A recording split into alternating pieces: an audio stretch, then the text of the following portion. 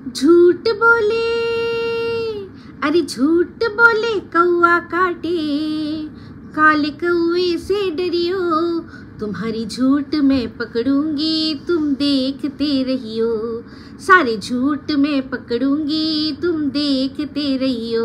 Welcome to टक झाल मिष्टी with Ipsita. आमी इप्सिता एखाने नो गालागाली नो किस्ती ओनली मस्ती।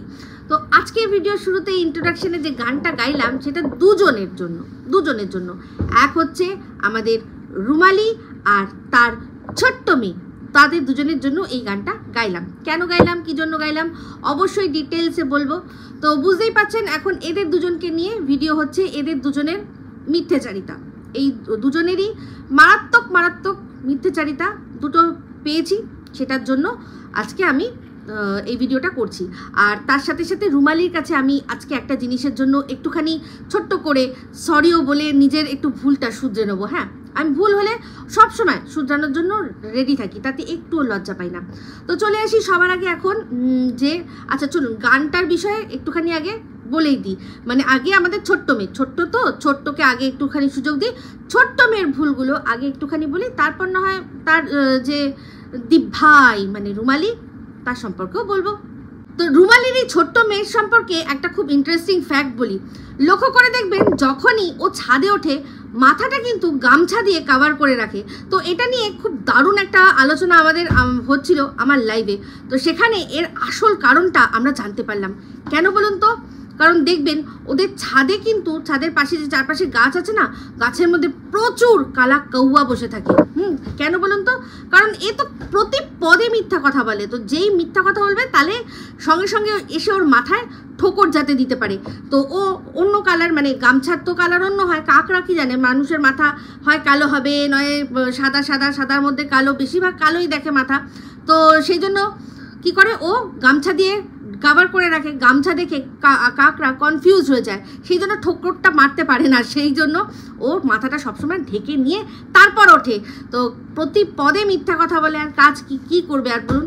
তো যাই হোক, এই যে একটা কথা আমরা সবাই শুনছি সেটা হচ্ছে গিয়ে যে ও বলেছে অনেকবার, একবার না অনেকবার বলেছে যে ও কলেজ অবধি পৌঁছেছিল, ও কলেজে পড়ে। মনে আছে এর আগেও একবার যখন যাচ্ছিল টাকি না কোথা দিয়ে যাচ্ছিল, সেখান থেকে না টাকি না হয় বসিরহাট, দুটোর মধ্যে একটা জায়গা দিয়ে যাচ্ছিল, বলছিল এই যে এটা আমাদের কলেজ, এই যে এটা আমাদের কলেজ, আমার কলেজের সামনে দিয়ে যাচ্ছি। তার মানে ওর বক্তব্য যে ও কলেজে ভর্তি হয়েছিল, কলেজে ভর্তি হয়েছিল। কিন্তু ওর যা শিক্ষাগত যোগ্যতার পরিচয় ও ভিডিওর মাধ্যমে আমাদের দেয়, সেখানে আপনাদের মনে হয় যে ও মাধ্যমিক পর্যন্ত পাশ করেছে? আমার তো খুব সন্দেহ ও মাধ্যমিক পাশ করেছে কিনা। তো এই প্রসঙ্গে বলতে গিয়ে আমাকে দেখলাম কমেন্ট করেছেন একজন, নয় প্রায় এর আগেও একজন করেছিলেন যে হয়তো দিদি দেখো ও কলেজ থেকেই 11-12 পাস করেছে, সেই জন্যই হয়তো বলছে, মানে মাধ্যমিক পাস করে ডাইরেক্টলি কলেজে ভর্তি হয়েছে, সেখান থেকে 11-12 পড়ে উচ্চ মাধ্যমিক পাস করেছে, সেই জন্যই হয়তো বলছে যে ও কলেজে পড়েছে। কিন্তু সেটার জন্য জানিয়ে রাখি যে কলেজ থেকে একটা সময় 11-12 অবশ্যই পাস করা যেত। এমন সময় ছিল যে সময় মাধ্যমিক পাস করে ডাইরেক্টলি কলেজে ভর্তি হওয়া যেত, সেখান থেকে 11-12 পড়ে আর তারপরে উচ্চ মাধ্যমিক পরীক্ষা দেওয়া যেত। কিন্তু সেটা উঠে গেছে, প্রায় অনেক বছর হয়ে গেছে। আমার যতদূর মনে হয়, যদি একটু ভুল না হয়ে থাকি, তাহলে 99-এর পর, মানে 2000 সাল মনে হয় লাস্ট এরকম পরীক্ষা হয়েছে, তারপর থেকে আর মানে তুলে দেওয়া হয়েছিল কলেজ থেকে 11-12 তুলে দেওয়া হয়েছিল। তখন কিন্তু মানে নিয়ম হয়ে গেছিলো যে মাধ্যমিক পরীক্ষার পরে, মাধ্যমিক পাস করে তোমাকে স্কুলেই পরীক্ষা দিতে, মানে 11-12 পরীক্ষা দিয়ে তারপর বেরোতে হবে।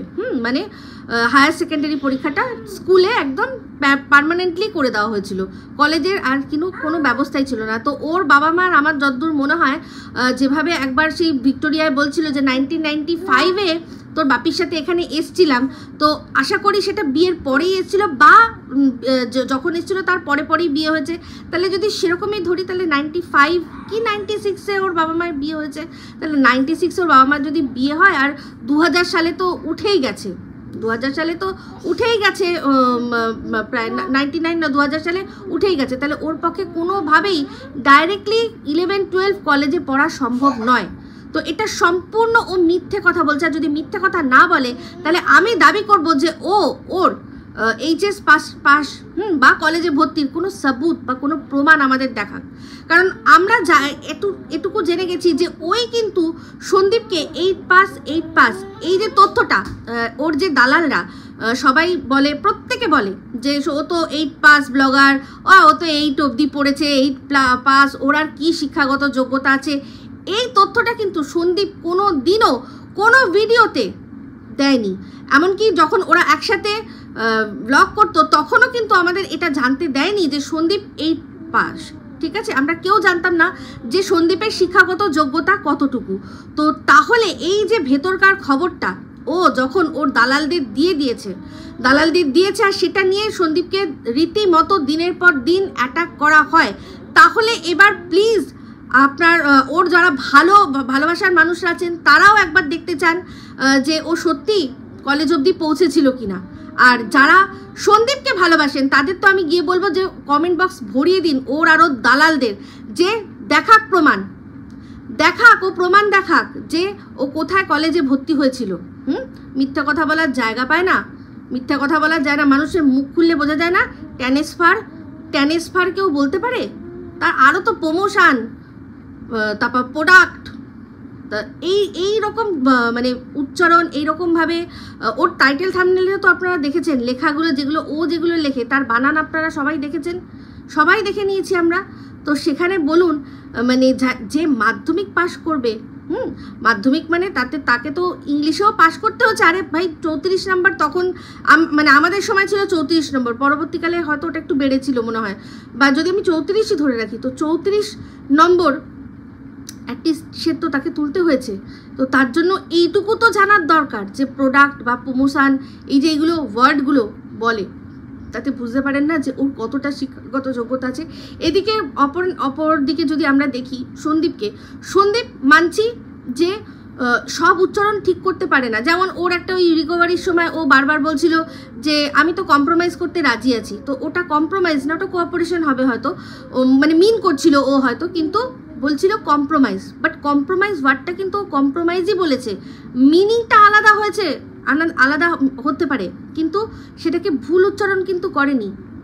আর ওর যে আসবাসপত্র সেটা নিয়ে একটা খুব হাসাহাসি হয়, সেটা তো বাংলা একটা শব্দ বা মানে বাংলা থেকে নেওয়া শব্দ, সেক্ষেত্রে বাংলা তো প্রচুর মানুষ মানে MA পাস করে এখনও এমন মানুষ আছে কিনা যে সম্মান ওয়ার্ডটা দিনে দুপুরে সারাক্ষণ বলে যাচ্ছে। বাংলায় MA সে বলছে সম্মান, যেখানে কিনা আমরা সবাই জানি এই ওয়ার্ডটা হচ্ছে গিয়ে সম্মান। তো সেই মানে সম্মানকে সম্মান না বলে সম্মান বলে যাচ্ছে, সেই আবার বলছে সন্দীপকে যে সন্দীপ আসবাসপত্র বলেছে। ভাবতে পারেন কি বিড়ম্বনা? ভাবি সেই বলে না একটা কথা আছে না যে সত্য সেলুকাজ কি বিচিত্র এই পৃথিবী, তো এই হচ্ছে ব্যাপার।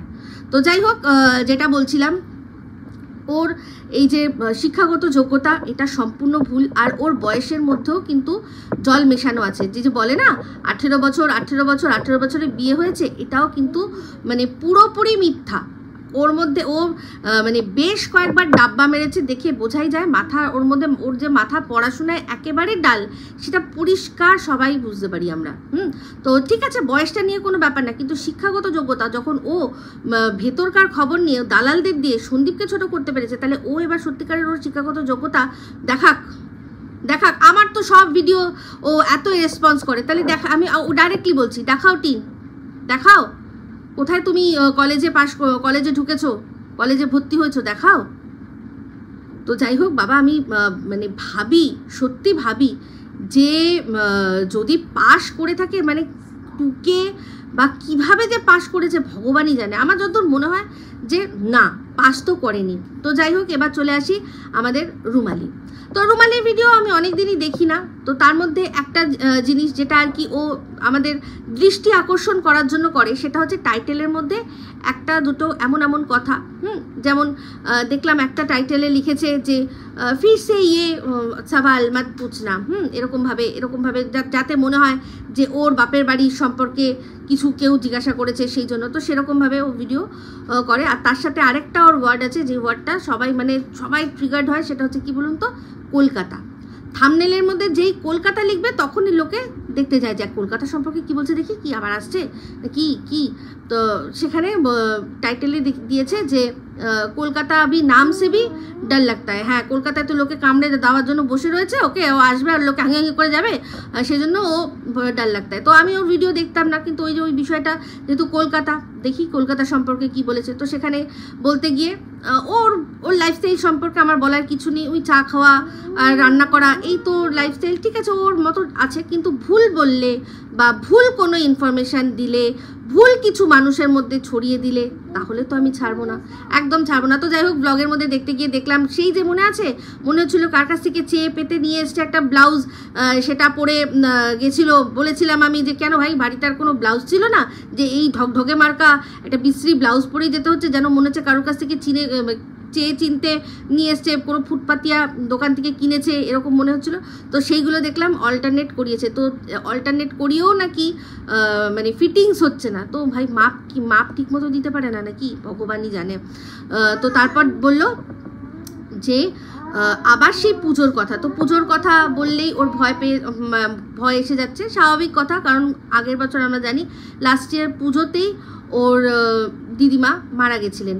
তো আজকে দেখলাম, আজকে যে কথাটা বললো তাতে আমি একটুখানি শকড হলাম, কারণ আমি শুনেছিলাম যে ও যখন আগের বছর পুজোয় ওর পুরো আসার ওদের প্ল্যান ছিল, তখন আমি শুনেছিলাম যে ও মেনলি দিদিমার জন্যই আসছে, কারণ দিদিমার শরীরটা খুব একটা ভালো না, এটাও একটা ব্লগে মনে হয় বলেছিল যে সেই জন্য। কিন্তু আজকে দেখলাম পুরোপুরি সেটা দুর্গাপুজোর দিকে ঠেলে দিল, যে দুর্গাপুজোয় যাব, দুর্গাপূজায় আনন্দ করব, দুর্গাপুজো এইসব করবো, এইরকম। এইটা ওর মেন টার্গেট যে দুর্গাপুজো কাটানো ছিল, সেটা কিন্তু আগের বছর বুঝতে পারিনি। আমি ভেবেছিলাম যে ও দিদিমার জন্য আসছে, যে দিদিমার শরীরটা ভালো না, তো দিদিমার সাথেও সময় কাটাবো, সেই জন্য আসছি। তো যাই হোক, দিদিমা যে ইম্পর্টেন্ট না সেটা তো বুঝতেই পেরে গেলাম, কারণ যতই যাই হোক, যা কিছুই হোক না কেন, ওটা যে পোস্টপন্ড করে দিল, তার মানে ওর এটাই মনে হয়েছে যে ঠিক আছে, কোনো ব্যাপার না, এমন কিছু ব্যাপার না। তো সেটার জন্য আবার ওকে পুরোপুরি দোষ দেওয়া যায় না, কারণ ওকে তো বোঝানোর জন্য ওখান থেকে লোক আছে, যারা কিনা এবছর আগের বছর ওখানে ভালোভাবে কাটাতে পারেনি, পুজোর মধ্যে একটা ঘটনা ঘটেছিল, সেই জন্য এবছর ওদের ওখানে আসবে, এসে দুর্গাপুজো কাটাবে, যা শুনলাম আর কি। তো যাই হোক, সেক্ষেত্রে দেখলাম আরেকটা প্রশ্নের উত্তর দিল, সেটা যে আপনারা অনেকেই বলেছিলেন আমাকে যখন আমার ছেলের পৈতের সময়, যে তুমি কেন এবছরই পৈতেটা দিলে, কারণ তোমার দিদিমা মারা গেছে, 1 বছরও তো কমপ্লিট হয়নি, একটা বছর থেমে যেতে। তো সেক্ষেত্রে বললো যে আমার ছেলের বয়স হচ্ছে 15+, যদি আমি ওকে মানে এই বছর এই দিনেই যদি না দিতাম, তাহলে আর দিতে পারতাম না, কারণ 15 বছর পার হয়ে গেলে নাকি প্রায়শ্চিত্ত করতে হয়। তো যাই হোক, এই বিষয়টা নিয়ে আমার আপত্তি, তাই জন্যই আমি ভিডিওটা করতে বসেছি, কারণ একজন মানুষ যাকে দৈনিক ধরে নিন, এখন 50,000 পেরোয় না, তো আমি 40,000 ধরে রাখছি, যে যাকে দৈনিক 40,000 মানুষ দেখে, তো সেই 40,000 মানুষের কাছে যদি ভুল বার্তা পৌঁছে দেয়, তাহলে সেটা অবশ্যই শুধরে দেওয়ার আমি চেষ্টা করব, কারণ হচ্ছে গিয়ে এই রকম কোথাও লেখা নেই যে 15 বছর পরে আর দেওয়া যাবে না, আর তার জন্য প্রায়শ্চিত্ত করতে হবে। আমি এই ভিডিও আমার পাশেই দেখুন একটা স্ক্রিনশট দিয়ে দিচ্ছি, যেটা আমি গুগল থেকে বার করে দেখলাম। আর তাছাড়াও যখন সে সময় থ্রেড সেরিমনি নিয়ে কথা হয়েছিল, আমি কিন্তু বলেছিলাম যে আর একটু অপেক্ষা করলে হতো, মানে যেহেতু দিদিমার বাৎসরিক কাজ হয়ে যেত তারপর করতো, তো সেক্ষেত্রেও তখন আমাকে বয়সটাও কিন্তু এমন ছিল না যে বয়স পেরিয়ে গেছে, সেখানেও আমাকে সবাই সহমত পোষণ করেছেন যে হ্যাঁ, ওর ছেলের এখনও বয়স ছিল, এক্ষুনি যে দিতে হতো এরকম কোনো ব্যাপার না, শুধুমাত্র ভিউজের জন্য, যেহেতু একদম ভিউজ কমে গেছে, কিছু করার নেই, সেই জন্য ওরা তড়িঘড়ি এই জিনিসটা করলো। আর একদম তাই, কারণ না নিয়মের কোনো মানে ধার ধরেছে, না কোনো দিকে কোনো ধার ধরেছে, কোনো দিকেই না, ওটা জাস্ট ফর মনেই হচ্ছিলো যেন কন্টেন্ট। কারণ যদি সত্যিই মানে নিয়ম নিষ্ঠাটাই এত ইম্পর্টেন্ট হতো, তাহলে প্রত্যেকটা নিষ্ঠা ভরে সব রকম মানে যা যা নিয়মাবলী আছে সেগুলো করতো, শিষ্টাচার করতো। শিষ্টাচার তো করেনি, করেছে অনাচার। পৈতের পরে যেমন আছে যে 3 দিন বেরোতে নেই, একটা জায়গায় আটকে থাকতে হয়, একটা ঘরের মধ্যে থাকতে হয়, সেটাও কিন্তু মানেনি।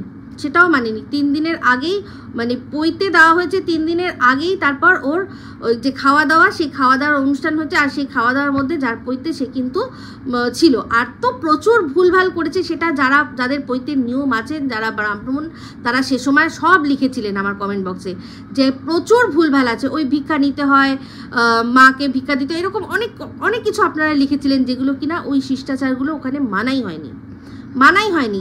প্রথমত যাদের বাড়ির, যেই বংশের ছেলের হচ্ছে গিয়ে পৈতে, সেই বংশের একটা কেউ ছিল না। আমরা যখন বিয়ে ঠিক করি, যদি সম্বন্ধ করে বিয়ে হয়, যদি দেখে মানে পালিয়ে গিয়ে বিয়ে করে বা নিজেরা করে, সেখানে কিছু করার নেই। কিন্তু যখন আমরা নিজেরা সব ঠিক করি, তখন তো চতুর্দিক দেখি যে আমাদের লাইফে সবচেয়ে বেশি মানে পুরো ক্লোজ ফ্যামিলির থেকেও তারপর যে আরেকটু ক্লোজ, এরকম যে রেঞ্জটা থাকে, যেমন মাসি, পিসি, মামা, এই যেসব ফ্যামিলিরা আমাদের থাকে, তো তাদের মধ্যে কারোর কোনো সেরকম মেজর পরীক্ষা বা কিছু এরকম তো ছিল না।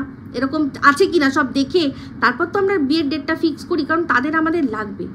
সেক্ষেত্রে সে সময় ও একজনের ওই মিসক্যারেজ নিয়ে নাটক করেছিল না, একটা কি দুঃখ প্রকাশ করেছিল না, তো ও তো ভালো করে জানতো যে এই মেয়েটি প্রেগনেন্ট, যার ওই মানে মিসক্যারেজের কথা বলেছিল, যে বেবি আর কি, আমার মনে হয় স্টিলবর্ন বেবি হয়েছিল একটা, তো সেটা নিয়ে খুব মানে ওই ফরসেভ হতে গিয়ে কোনো সমস্যা, তো ও তো এটা জানতো যে এই মেয়েটি সে সময় বাচ্চা হবে। বাচ্চাটি যাই হোক যেটাই হয়েছে, কিন্তু ওর তো এক্সপেক্টেড এটাই থাকা উচিত ছিল যে আমাদের ওই সময় বাড়িতে একটি সুস্থ সবল বাচ্চা আসবে। তাহলে যার বাচ্চা হবে, যে বেবি মানে যে মাদার, সে তার ফ্যামিলি আসবে কি করে?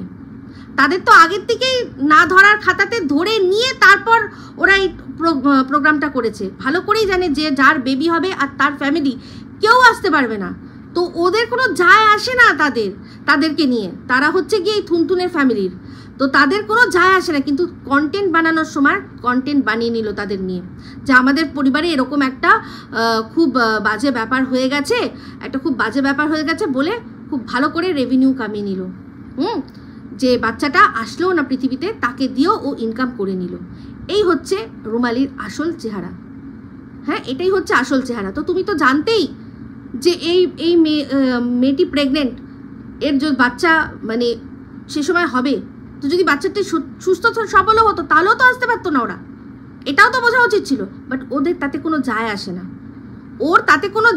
না, যে ওই থুনথুনের ফ্যামিলির ওরা এলো কি না এলো, কিন্তু তাদের নিয়ে কন্টেন্ট পরবর্তীকালে বেশ ভালোই করে নিয়েছে, আর সিম্প্যাথি কামিয়ে বেশ ভালো পয়সা কামিয়ে নিয়েছিল, বুঝলেন? তো যাই হোক, সম্পূর্ণ মিথ্যে কথা, সম্পূর্ণ ভুল ধারণা। 17 বছর বয়সেও কিন্তু দেওয়া যায় পৈতে, 21 বছর বয়স অবধিও দেওয়া যায়, মতান্তরে সব দেখুন লেখা আছে। তাহলে এখানে 15+ অপেক্ষা করতে পারতো না? 17 বছরের বয়সে গিয়ে দিত, বাট না, কন্টেন্ট এখন আমার যদি 17 বছর যখন ছেলের বয়স হবে, ততদিনে যদি সবাই আমার আসল চেহারা দেখে নিয়ে যদি ভিউজ আমার 10,000-এরও নিচে নেমে যায়, তখন আমি কি করব? তখন আমি যে পয়সাটা খরচা করছি, এখন সেই পয়সাটা খরচা করে আমি পয়সাটা তুলব কি করে? এখন তাও আমি পয়সাটা তুলে নিতে পারবো, কারণ এই যে পইতে এই জিনিসগুলো ওরা মন থেকে মানে না, জাস্ট ফর শো কন্টেন্ট, আর কিচ্ছু না। যদি সত্যি মানতো তাহলে নিয়ম নিষ্ঠা ভরে করতো। বলুক থুনথুন যে ও যখন পইতে নিয়েছিল তখন কি এরকমভাবে হয়েছিল? ও কি বেরোতে পেরেছিল? 3 দিনের আগে বাইরে বেরোতে পেরেছিল? বা তারও আরও কঠিনভাবে তার বাবা আরও কঠিনভাবে মেনেছে, থুনথুনের বাবা আরও কঠিনভাবে মেনেছে। বাট যে নিয়ম এই 3 দিনেরটা, সেটা তো শুনেছি নিয়ম করতেই হবে। তো বুঝতে পারছেন কত বড় মিথ্যেবাদী, ভীষণভাবে মিথ্যে। এই মিথ্যেটার জন্যই আজকে আমি এই ভিডিওটা করতে বসলাম, নাহলে আমি আগেও বলেছি, আমি এখনও বলছি, আমার কোনো রকম কোনো জ্বালা নেই। মানে ওই একটা স্ট্রাইক দিয়েছে বলে যে ওর পেছনে পড়ে যাব, আমি কখনো না। আমি অনেক আগে বলেছি যে ওকে কিন্তু আমি যথেষ্ট লাইক করতাম, কিন্তু ওই যে হাজারও হতে পারে তুমি অনেক ভালো হতে পারো, অনেক তোমার টাকা পয়সা হতে পারে, তোমার অনেক কিছু থাকতে পারে, কিন্তু যে মা বাবার সম্মান করে না, সে বিগ জিরো, আর কিচ্ছু না। জাস্ট জিরো ছাড়া ওর হাজার কিছু থাকতে পারে। হিংসা, মানে কি বলবো, কোনো ভাবেই সম্ভব নয় হিংসা। আমার করুণা হয় ওর উপর। তবে সমস্ত তোলা আছে, সময় মতো সব পেয়ে যাবে, সমস্ত পেয়ে যাবে। এই দুইজনই, এই রুমালি আর তার ছোট্ট মেয়ে, দুজনে একদম একদম পেয়ে যাবে, চিন্তা নেই, ঠিক আছে। তো যাই হোক, ভিডিওটা এন্ড করে দেবো, কিন্তু তার আগে ওই যে ভিডিওর মধ্যে বলেছিলাম যে ভুল হলে আমি নিজেকে শুধরে নিতে কখনো লজ্জা পাই না। তো একটা ভুল, মারাত্মক ভুল আমার দ্বারা হয়েছে। আজকের থেকে আমি কিন্তু রুমালিকে দিদি ডাকবো। কেন বলছি, কারণ দেখলাম যে আজকে একটা ভিডিও দেখলাম যেটাতে কিনা ঘুগনি বানিয়েছে ব্রেকফাস্টে, সেটা খেতে খেতে বললো যে ও যখন স্কুলে পড়তো তখন 1 টাকায় নাকি ঘুগনি পাওয়া যেত, যেটা এক চামচ করে 5 জন বন্ধু মিলে খেত। ভাই, আমি যবে থেকে মানে হাই স্কুলে পৌঁছেছি তবে থেকে কোনো দিনও মানে 1 টাকার তখন আর কোনো মূল্য ছিলই না সেরকমভাবে। মানে 1 টাকায় যদি হতো তাহলে ওই যে ঠোঙার মধ্যে মানে কাগজের মধ্যে এরকমভাবে একটা আচার এরকমভাবে দিয়ে দিত না, ওইটুকুই হয়তো হতো। 1 টাকার আলু কাবলিও পাওয়া যেত কি, সন্দেহ আছে, খুব সন্দেহ আছে। হ্যাঁ, যখন প্রাইমারি স্কুলে ছিলাম তখন 1 টাকার, তাও 1 টাকায় মোটামুটি পাওয়া যেত কিছু, কিন্তু যতদিনে হাই স্কুলে পৌঁছেছি 1 টাকার আর কোনো মূল্য ছিল না। আর ঘুগনি ভাবতেই পারছি না। তো তার মানে এ কিন্তু বেশ ভালো বয়স, মানে বুঝতে পারছেন তো, এর কিন্তু বেশ পুরনো, মানে একদম মানে বেশ ভালো, মানে ভালো ভালো সময়কার পুরনো দিনের চাল কিন্তু, হ্যাঁ পুরনো দিনের চাল। আর এমনিতেই জানেন যে, আর যাই হোক, ভেতরের জিনগুলো কিন্তু দারুণ রয়েছে। কেন, শিলা দেবী, সন্দীপকেও দেখেছেন, যার বয়স তার চেয়ে কিন্তু অনেক অল্প বয়স লাগে। শিলা দেবীকেও যে অত বড় বড় ছেলে মেয়ে দেখে বোঝা যায় না কিন্তু, তাই না, যখন একদম দারুণ ফিটফাট হয়ে আসে না, দারুণ দারুণ। হ্যাঁ, তো সেক্ষেত্রে বলছি যে এর মধ্যেও তো সেই জিনগুলো রয়েছে, তো সেই জন্য বয়স বোঝা যায় না। আমার তো মনে হচ্ছে বয়স বেশিই হবে। তো যাই হোক, এবার থেকে রুমালি দি বলবো, হ্যাঁ রুমালি দিয়ে বলবো। আমি জাস্ট এটা দেখে আমার চক্ষু চড়ক গাছ হয়ে গেছে। তো এই ভুলটাই শুধরে নিলাম। তো এবার থেকে দিদি বলবো, মানে নাম ধরে রুমালিটা বলা আমার মনে হয় উচিত হবে না, আমার চেয়ে একটু বড়ই হবে, তো সেই জন্য রুমালি দি। ওকে, তো যাই হোক, এই সব ছোটোখাটো কথাতেই না মানুষের আসল জিনিসগুলো বেরিয়ে আসে, এইগুলো থেকেই বেরিয়ে আসে। যেমন কিনা এই যে দালাল, এই আমাদের দালাল, সে কি বলেছিল, ও যখন প্রথম প্রেম করা শুরু করেছে তখন মোবাইলে ইনকামিং ছিল হচ্ছে গিয়ে চার্জেবল, ইনকামিংয়েও চার্জ লাগতো, আউটগোয়িং তো ছেড়ে দিন, ইনকামিংয়েও চার্জ লাগতো। সেটা অনেক বছর আগে উঠে গেছে।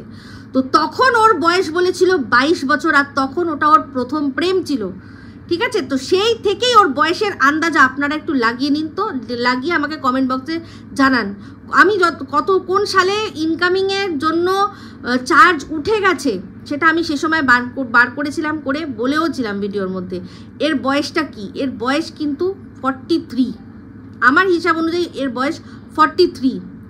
তো আশা করি বুঝতে পারছেন, এই সব কথাবার্তাতেই যারা মিথ্যে কথা বলে না, নিজেদের সম্পর্কে বয়স লুকায়, এই যে 35 বলছে না এখন, 35-এর মধ্যে অনেক জল মেশানো। আর এই সব কথাগুলো যেগুলো মানুষ যখন আবেগের বশে বলতে থাকে, তো বলতে থাকে, কিন্তু বুঝতে পারে না যে তার মধ্যে থেকেই সত্যিটা বেরিয়ে আসবে। তেমনি এই রুমালির 1 টাকার ঘুগনি আর এই দালালের হচ্ছে গিয়ে ইনকামিংয়ে চার্জেবল প্রেম করতাম, তখন প্রথম প্রেম করতাম, ইনকামিং তখন চার্জেবল ছিল, সেটাই মোবাইলে, তো সেটাতেই বয়স ধরা পড়ে গেছে। আর এই ছোট্ট মেয়ের তো বয়স ধরা পড়ে গেছেই, তার উপর হচ্ছে গিয়ে ওর শিক্ষাগত যোগ্যতা, ওর কথাতেই বেরিয়ে যায়। আশা করি বুঝতে পারলাম। তো এই মাঝখানে এই দালালটাকে ঢোকানোর কোনো দরকার ছিল না, কিন্তু আমার খুব ভালো লাগে, কারণ ওকে ওই যে এই যে ঢোকানোটা, ওটা ওর পুরো জ্বলে পুড়ে যায়, আমার সেটা দেখতে খুব ভালো লাগে। নাহলে দেখুন, আমি কিন্তু বলতামই না, দরকারই ছিল না, ঠিক আছে, বাট বলবো, ওকে জ্বালানোর জন্য বলবো, ঠিক আছে। আর ওর যে অন্ধ ভক্তগুলো আছে তাদেরকে জ্বালানোর জন্য বলবো, ঠিক হ্যাঁ। তো চলুন এই ভিডিওটা এখানেই এন্ড করছি। যদি ভালো লাগে তাহলে অবশ্যই লাইক, শেয়ার, কমেন্ট করতে ভুলবেন না। যারা চ্যানেলটা সাবস্ক্রাইব করেননি তারা সাবস্ক্রাইব করে নেবেন। সবাই ভালো থাকবেন, সুস্থ থাকবেন। আবার আছে খুব শীঘ্রই একটা নতুন ভিডিও নিয়ে। তো me Ipsita signing off. Love you all.